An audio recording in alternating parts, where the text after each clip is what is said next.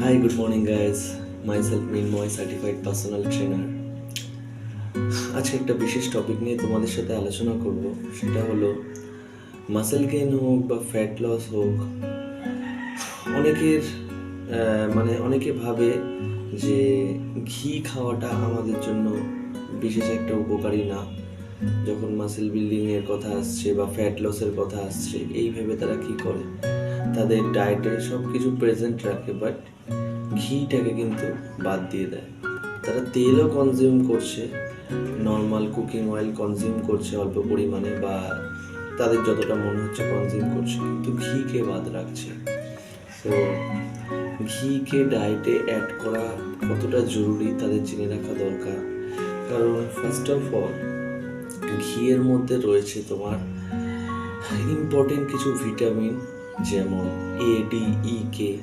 এগুলো কিন্তু তোমার বডির ইমিউন সিস্টেমকে স্ট্রং করতে হেল্প করবে, তোমার বডির ওভারঅল স্ট্রেংথ বাড়াতে হেল্প করবে। এই যে ভিটামিন কে যেমন রয়েছে, এটা বোন ক্যালসিয়ামের অ্যাবজর্পশনের জন্য অনেক বেশি হেলদি, এতে বোনস আরও স্ট্রং হবে।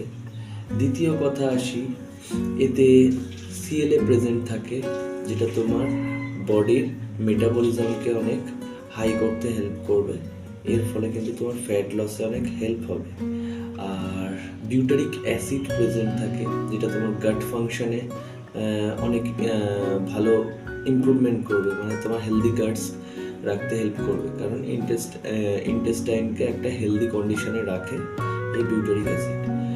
এছাড়া এতে প্রেজেন্ট রয়েছে তোমার এমসিটি অয়েল, সব থেকে ইম্পর্টেন্ট জিনিস। এমসিটি অয়েল প্রেজেন্ট রয়েছে, মিডিয়াম চেইন ট্রাইগ্লিসারাইড, যেটা কিন্তু তোমার থাকার কারণে এটা ফ্যাটে স্টোর কম হবে, অনেক তাড়াতাড়ি এনার্জিতে ট্রান্সফার হবে।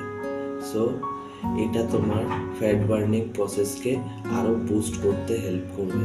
সো এই কথাটা মাথায় রেখো, তোমরা তোমাদের ডায়েটে অবশ্যই ঘিকে অ্যাড করতে পারো। এটা একটা বেটার ফুড আমি বলতে পারি। সো ইনফরমেশনটি ভালো লাগলে অবশ্যই লাইক, কমেন্ট, সাবস্ক্রাইব করো আমার চ্যানেলটাকে। Thank you.